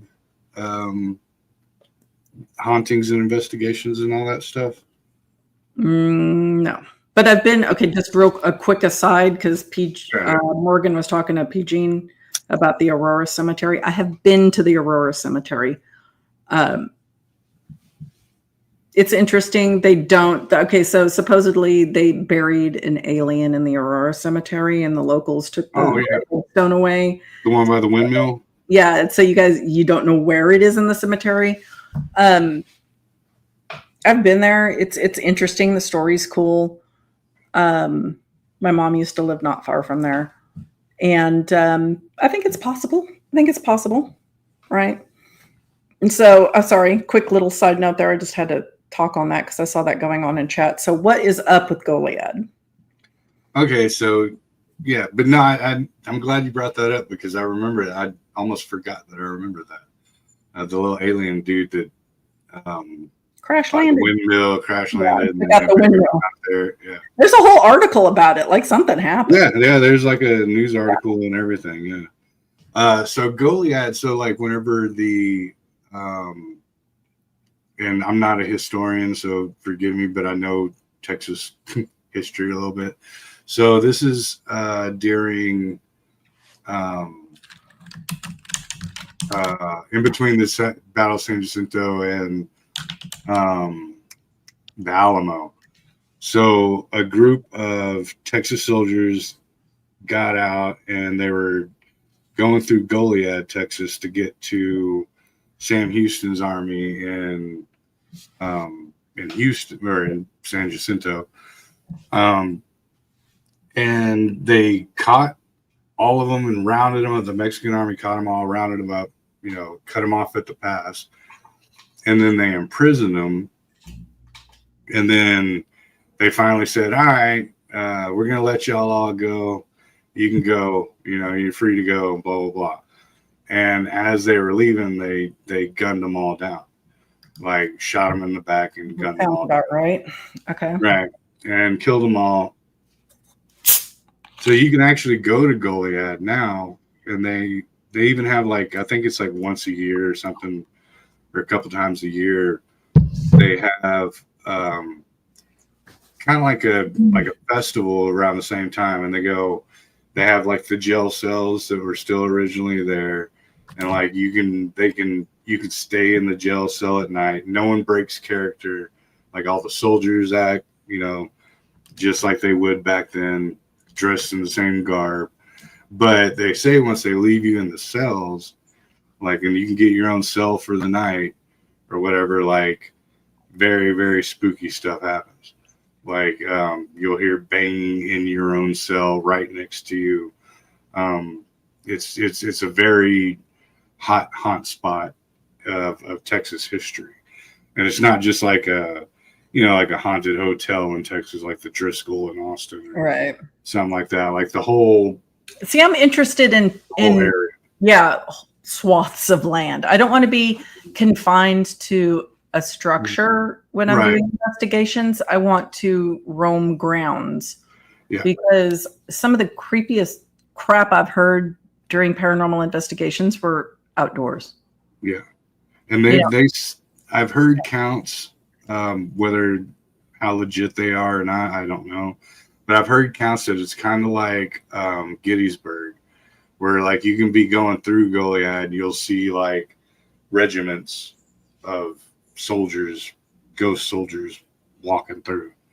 Like, and you're like, yeah, there was like 15 Gettysburg. I mean, people see kind of like soldiers, they think they're part of a reenactment, but there's no reenactment going on. Right, exactly. That's the kind of haunting I would like to see, because I mean, how could it not be haunted? I mean, my God, consider the trauma that happened. I mean, really consider those wars, like consider the suffering that took place, consider what that land is drenched in blood and misery, just literal misery.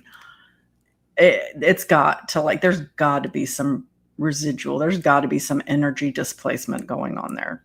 Dude, yeah, I'll have to get with Jen and find out when they do all that, and we could make it, because she's been wanting to go out. She used to go out when she was a kid, I think. Don't misspeak me, but I know her mom has, because it's not too far outside of San Antonio. So yeah, we'd have to make a trip and go do some investigations out there. Heck and yeah. Woody's right down the road, so he can bring his drone and his little voice boxes and all that good stuff, and we'll go do a Goliad, episode. That'd be dope. That'd be sweet. Like if I could deep dive and research and that would be cool. Yeah, they call it the Battle of Goliad, but there wasn't a battle. There was a brief battle, and then they captured, Was it the massacre at Goliad? Yeah, it was basically the massacre at Goliad.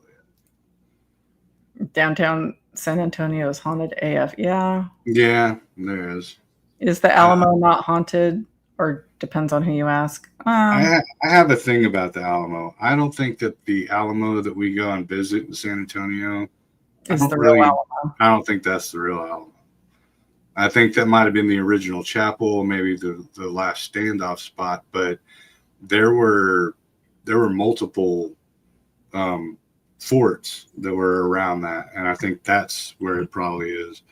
And a lot of those hotels, right by the Riverwalk and all that, that's where they were on, because it was that Riverwalk was a water source. So, sure. That's back in the day, your two most important things is food and water. That makes sense. And water brings food. San Antonio, let me tell you, I've been there. I've been downtown once or twice. And the first time I went, I was taken aback, because it is like no other city in Texas. I can tell you that. There's like no other city in Texas. It is not like Dallas. It is not like Houston. No. It is literally, this is going to sound worse than I intended to sound. But I am part Hispanic, so I can say it. It is a Mexican New York City. That's what I called it. It is a Hispanic New York City. It is 100%, that's the vibes I got off of it. It is so hustling and bustling. Dallas is not like that. As far as just the energy and the people just running around, Houston is definitely not like that. No, not at all. No, yeah, San Antonio is one of a kind. It's I I hate the driving in San Antonio for a whole different reason than I hate Dallas and Houston and Austin. like I hate Austin. Dallas, they'll run you over. Austin, people are stupid. Houston, they ain't got time for anything because they're trying to get from, an hour away in the city to another hour away in the city. But San Antonio, they just do not give a shit. and if you almost get ran off the road, I guarantee you it's going to have a Spurs freaking flag on it or a decal. And that's all I'm going to say about that because I don't want to make it sound wrong, but it's true. Yeah, Austin, I take the loop and I avoid going through downtown like as much as possible. I have a project that I'm probably going to get in Austin. Hey, you get to come see me. Sweet. Yeah. We'll see. Like we have to go through bidding and everything, even though I really just want, cause I mean, he's like my friend, but I mean, he's opened the bid to other contractors, but I'm like, dude, come on. Well, if you get it, let me know because I know all the hot spots. I mean, I was born and raised, so. I don't know that they're going to assign it to me. I mean, I'm making assumptions. They might not give it to me, but if they do, yeah, if they do. I'll be your tour guide. Yeah, I mean, I would just be down there at my job sites. Yeah, but I mean, I'd have to stay the night probably because I'm not going all that dang way and then turning around and coming back. Yeah, especially with I-35 the way it has been for the last 5 years. No, I'm good. When you guys go to New Orleans, are you going to look for vampires? I would, if I was a magic 8 ball. If I was a magic 8 ball, I'd say things point to yes. Yeah, I mean, there's energy vampires all over the damn place in New Orleans. But we definitely go check out at least the hot spots, right? Because when we go, I totally want to go to, of course, the Coffin Sisters and all that good stuff, and the Count Saint Germain, which is the Jacques Saint Germain. Jacques Saint Germain. Yeah. Where's that? It's in the French Quarter. I don't know exactly where. We'd have to get, but. So you're more likely to encounter them on the fringes. They're probably not going to be like in the quarter. Maybe at the dungeon. But I would venture you'd see them on the fringe. The bars that are on the outskirts. Like maybe on Frenchman Street. All the touristy things, I don't know. You're going to see them in the off areas, but they'll find you. Don't worry. I'm looking up where exactly that spot is.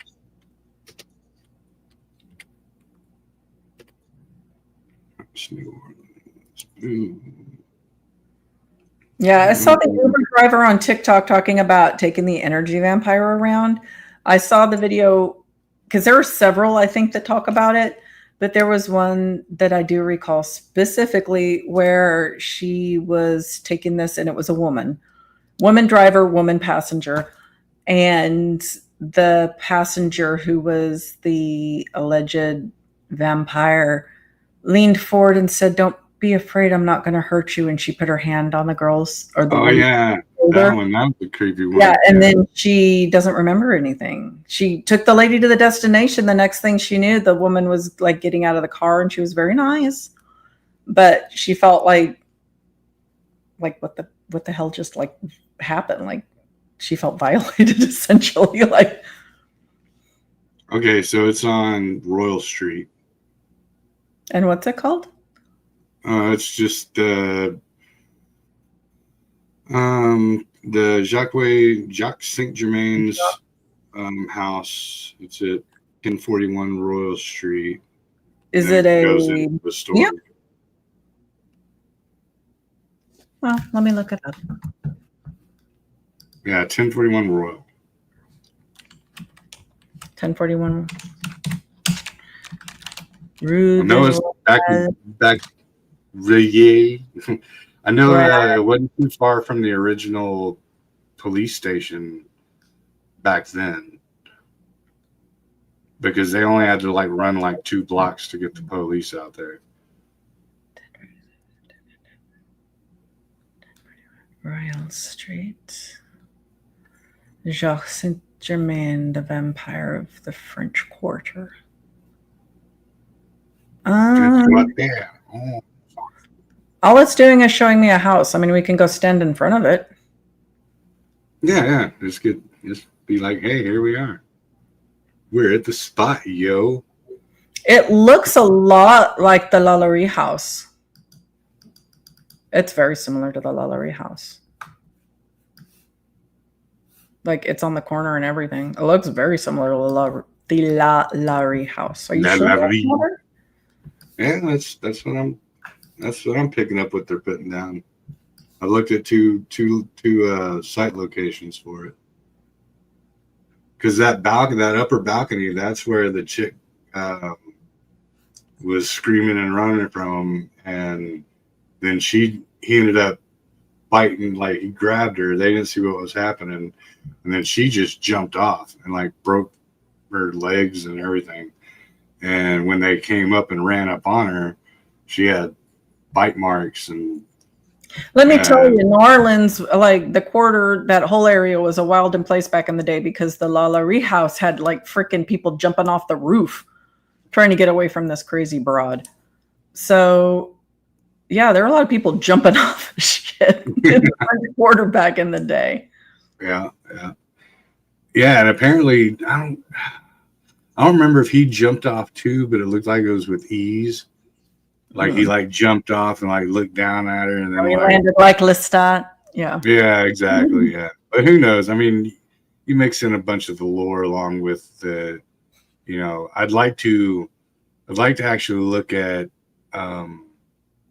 maybe handwritten accounts from like the actual law enforcement or whatever to see what was actually put in. But he was a big delegate, and he had a lot of the high political people in his pocket, because he would have big parties. He'd have the Diddy parties and they'd be hanging out there, and he'd have like all the big people. So he had dirt on,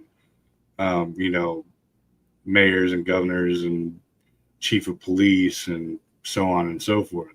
So apparently whenever they came and addressed him about the issue, like he opened the door, they're like, dude, we just recovered a freaking,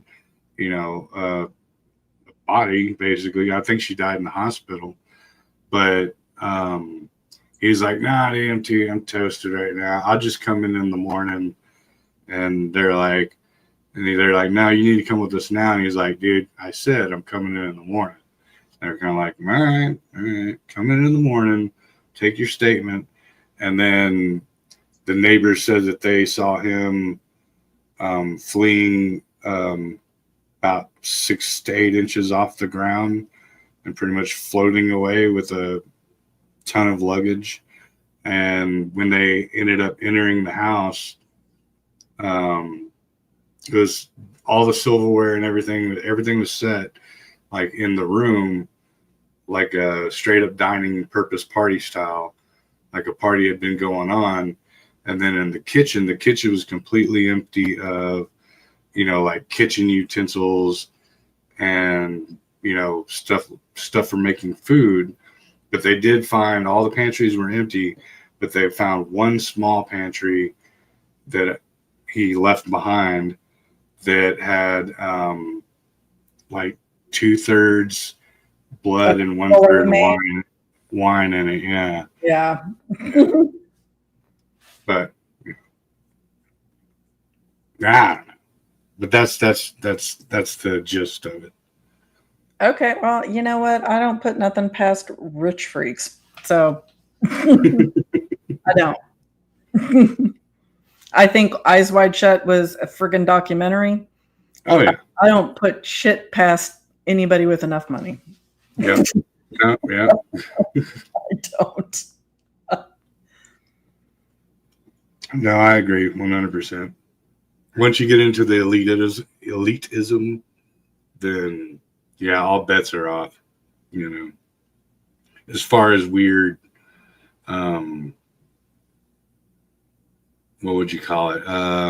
Ritualistic types of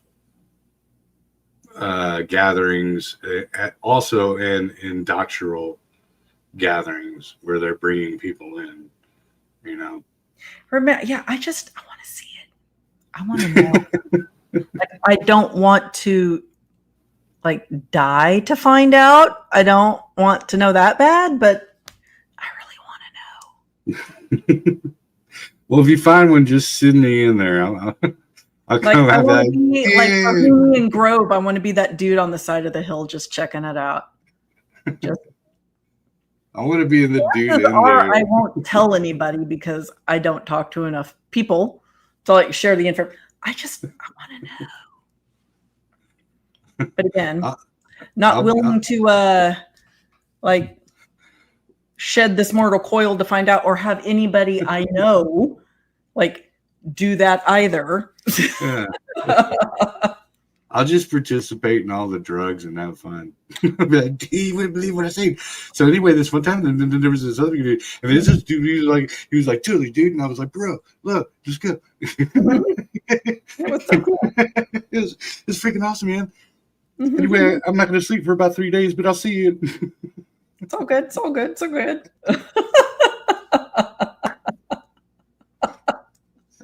Hell yeah.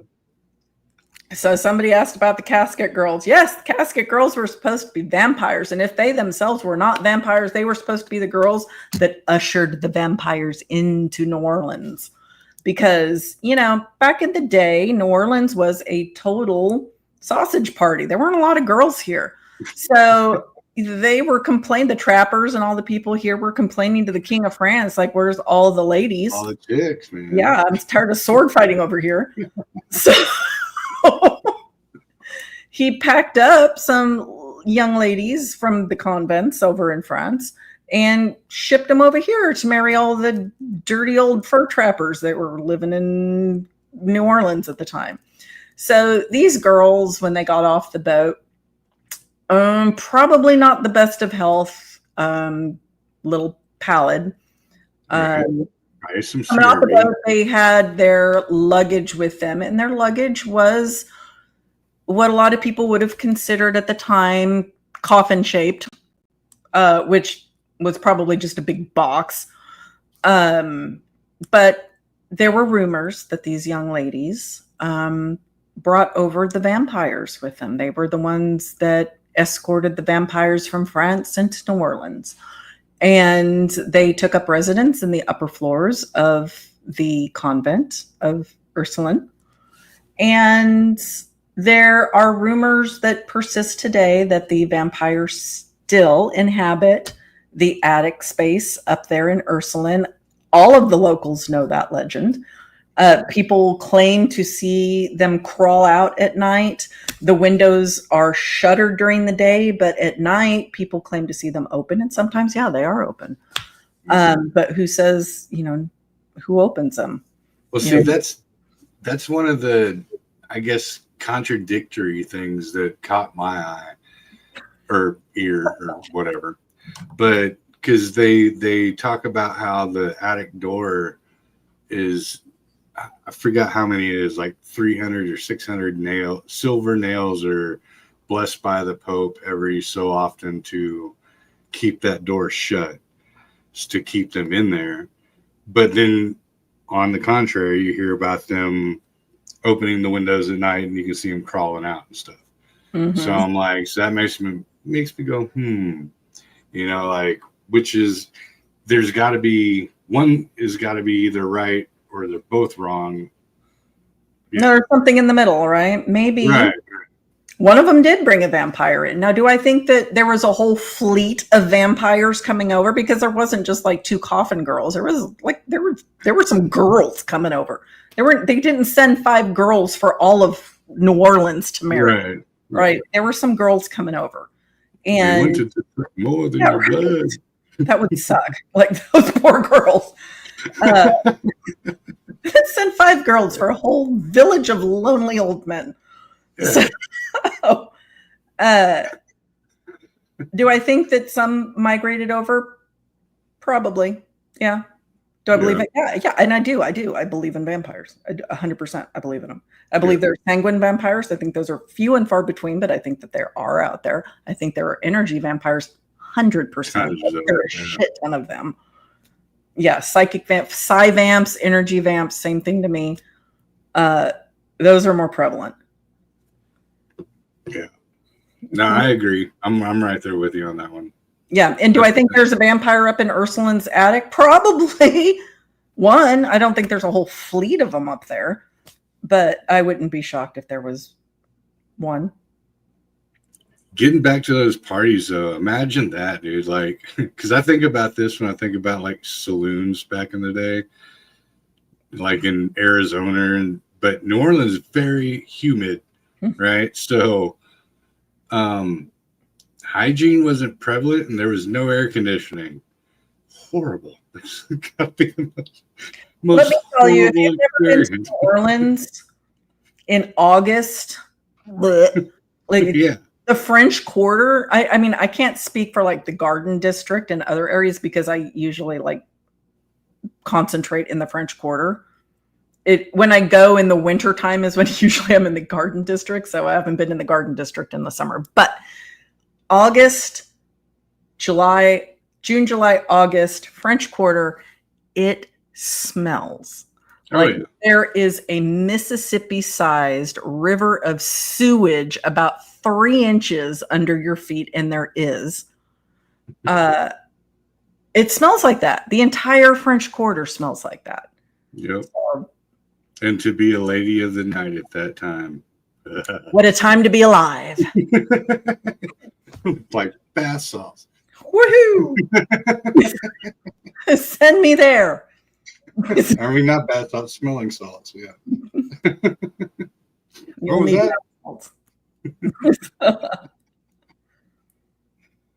Yeah. Yeah, there's crazy stories from everywhere. I tell you what, any major city is going to have some crazy stories. Any major city is going to have its underworld, right? You're going to have the surface level underworld where you've got like your gangsters, your gangs, things like that. You're going to have your sub-levels, right? Yeah. And that's where you get more powerful is with your sub-levels. Yeah. Like power gets stronger as it goes down in those things. Yeah, so, that's relating to the mines. That's a big one in Kansas. Speaking of the subworlds and stuff, the mines in Kansas was a huge meeting ground for the mafia because that was like a meeting point from New York, Chicago, and they'd meet like down in the old ancient mines of Kansas City. Pittsburgh. Shit, I'd meet there too in the summertime. It's natural air conditioning. Hell yeah. Shit. Hell yeah. But that is right. But that is the same kind of a concept about it. So that has its own, even though it's not superstitious lore, it's historic lore as far as purposes that mines serve, since we're on the mine subject. You know what I mean? Mm-hmm. Yep. I'm glad I just thought of that. Yay. We should do a show. We should do one of your shows on that, like the whole underground, like the subsystem. You know what I mean? Like the levels of, there's the surface level, like organized mafia crime and gang crime, but then you've got your sub levels when you go into like that's when you get into like the 13 families, and then you get in the paranormal aspects where those things start sticking their fingers in the pie. Right, right. Yeah, because it is, even if you look at the surface level, when they do the Costa Nostra introduction, right? When they Yeah. straighten somebody out is what they called it, which is making a new member. It's very occultish. You have to spill your blood on the card of death, like the tarot card of death, and then you got to burn that. So, and that's just on street level, right? So if that's on street level, then where did that come from? And also, you're talking about, and they do it on the cartel side, right, as well. It's very occultish, very Santeria-ish. So you got from Italy, right, or um, you know that side of the pond, even into our own backyard, which is also connected very well through, um, you know, the Italians coming over into South America, right? So those, I guess what I'm trying to say is there's a big web that compiles together between New York gangsters and Santeria and Chicago gangsters, and then it melds at some point.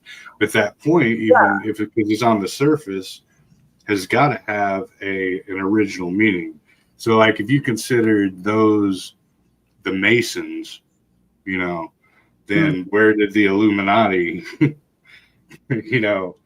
transcend into the surface world? Right. That'd be interesting. Yeah. Our channels get shut down. Just mine. Oh, we talk about it on my. I talk about it an awful lot. If they saw my search history, they'd be like, "This bitch, like what the." No, we keep it pretty clean on yours. I think we'll be all right. But mine, I don't really care. No, not for just for like I'm joking about like. Yeah, I know. Our FBI agents are going to start scrambling our. Did you hear that? Yep. Is it enough to shut down? This is so funny, and I'm sure. I mean, it's coincidence because I don't believe that everybody has an FBI agent. Although I do believe the government is listening. So, now they got our smartphones for that. Back then, they had to tap. 100%. Did I tell you what Chris said to me? Because I wanted an Alexa. I think this was like 3 or 4 years ago, like back when the Alexa things were super popular, like the cubes you put in your house and you tell her to order like paper towels or some shit.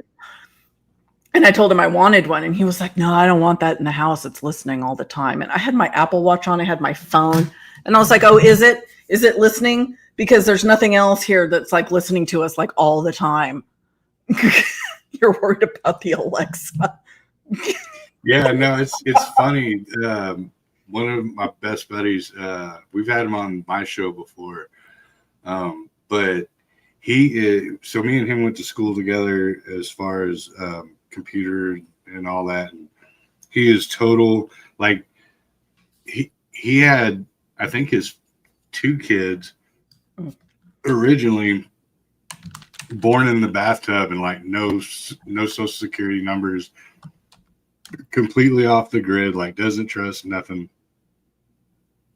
And I was like over his house, and he's like, me and him got in an argument about something. He's like, "No way, dude." And I'm like, "Yeah." And he's like, because he doesn't believe in typing anything, any personal information, giving any kind of credit card information out. Like, he's Google does blah blah blah blah blah. It's the first thing is blah blah blah blah blah blah blah. And I was like, dude, you are anti everything, and you're talking to Google on your little pod thing.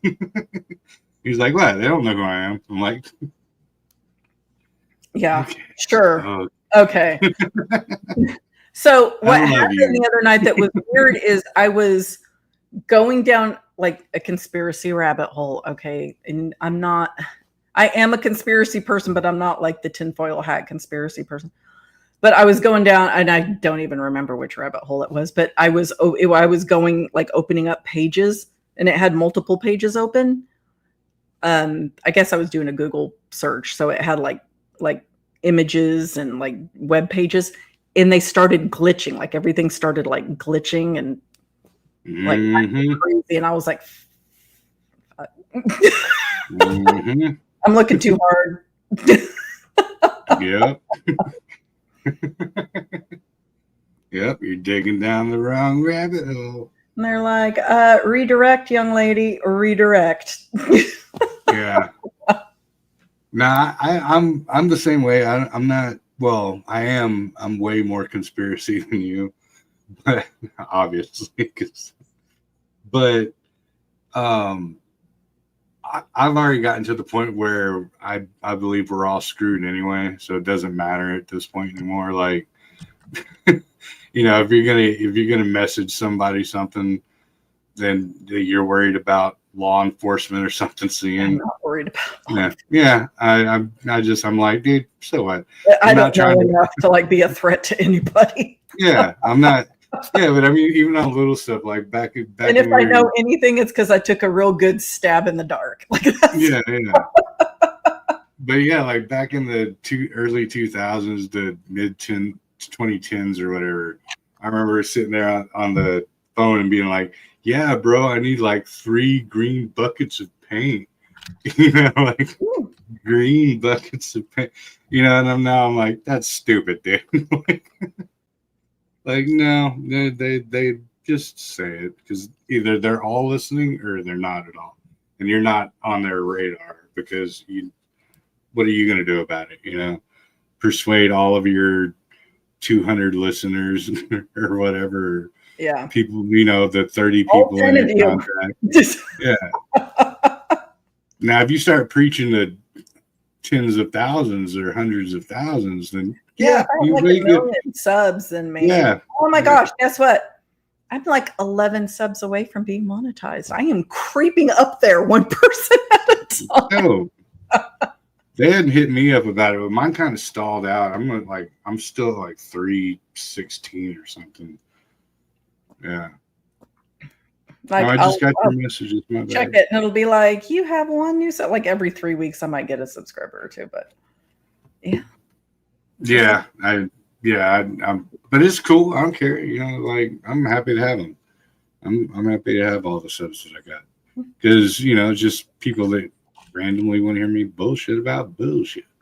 That's okay. Yeah, hey, I think we're entertaining. Hell yeah, we are. We're the bee's knees of bomb ass entertainment. You know, I know. Anyway, you know what as cool as us. They might be smarter and better in their investigations, but they're not as cool. I mean, it might be a little better composed, but you know, I'm real. I keep it real. Hell yeah. Killing it. Or I try anyway when I'm not like, you know, bogged down at work. Yeah. Why can't I be independently wealthy? Why do I have because that would be too easy. Why do I have to work for a living? Why couldn't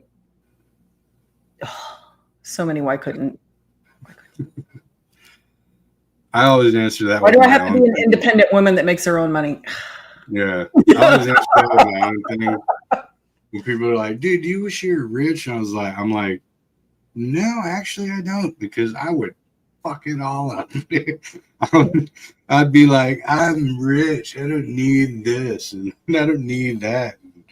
Then I'd find myself broken alone because I wasted and ruined it all. Well, yeah, I'm past my prime. I'm just floating to sea of glory days, I guess. I don't know. Whatever. Now you're a chick. You got extended time. That's how it works. The older the ladies get, the better they get.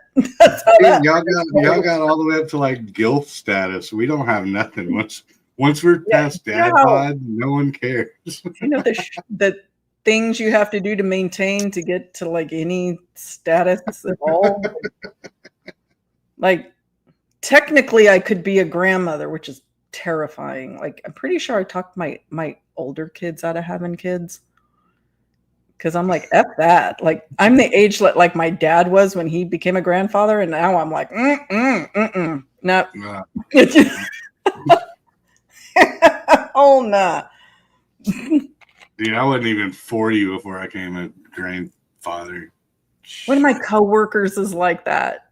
He's like in his 30s. Oh, he might be 40 now, but when he was in his 30s, one of his kids had a kid. I was like, oh. Yep, that's where I'm at. I love them, but I can't stand them. Well. Because they're growing up in this era and they're like, me, everything's about me. And the moms are like, oh, here, King. And I'm like, dude. And even my mother. I've got a 28-year-old who acts like she's still in high school. That's good. I'm the ATM machine. Like, oh, that's not good. Hitting the feeder bar on the cash machine. Like, sweetheart, stop. Yeah, and my grandkids, man, my mom doesn't freaking help at all because they go, oh, Nini, blah, blah, blah. I want this, I want that. And she's like, oh, here, honey, you can have, and I'm like, dude, like, I was your own kid and I got kicked out of the house to go drink hose water and not to come home until it was dark, dude. I didn't get Yeah, so I had a coworker. Okay, she was born the year I graduated high school. All right. She was born the year I graduated high school. And we went to lunch one day and we were getting out of the car and I don't know if she caught some dude checking her out, us out. I don't know. But she's like, and she's cute. She's cute, real cute. They're probably checking her out. So she's like, oh. She's like, everybody's looking at us. And I'm like, all right. And she goes, I bet they think that we're a mother and daughter going to lunch. And I was like, bitch, what the? The fuck did you just say? How old do you think I am? I will roundhouse your ass. I'm going to make you walk back to the office. So on that note, I guess we can start heading towards the exit sign. But before we end tonight, we're going to talk about my recommended book. I can't remember if I recommended this or not. I know I've talked about it, but I don't think that I have officially discussed it. So it is the Haunted Forest Tour. This book is great if you like a very fast-paced book, if you like a lot of gore. So if they made this into a movie, it would violate every single one of my rules, right? Because I have rules in my old age. You can't have kids get hurt. You can't hurt animals, or just completely ruins the movie for me. So if this were made into a movie, we'd be having a problem.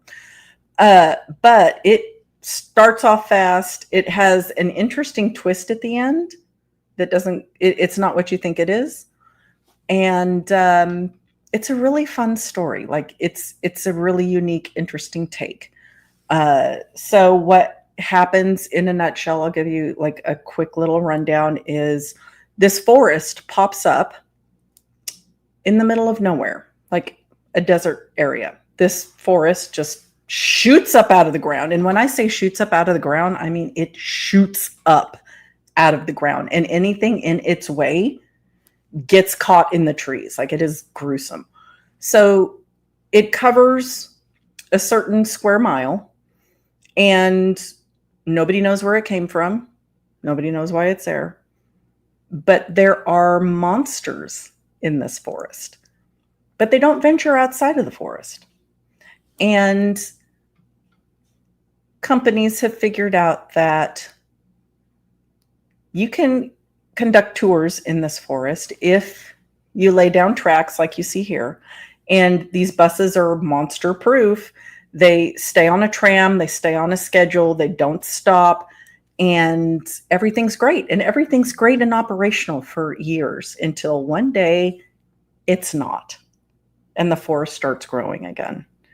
And it's the story of the people that are trapped in there as the forest starts expanding and what happens to them and all the monsters that are in there with them. So if you like that kind of a story, I really recommend the Haunted Forest Tour. You can get it on Amazon. You can get it on Audible, which is how I read it. So there is Monica's book recommendation for the night. Okay, so I'll jump on the book recommendation, and because it has to do with minds as well. Desperation by Stephen King, right? Okay. And it also has a sister book by his suitor name or whatever, Richard Bachman.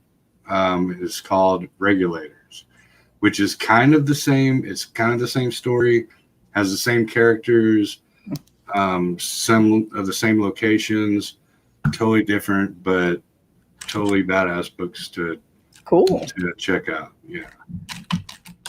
So there are our book recommendations for the night. Go get your literature on. I am always a big proponent of horror movies. Of course, Joe and I talk about them all the time, but I want you to pick the books up. You know, the Haunted Forest Tour is not a movie. It should be. It potentially could be in the future. But it is a fun book. So if you like a fast-paced, gory monster creature book, that's what I like. I like monster stories. That's it all the way. Hell yeah. Hell yeah.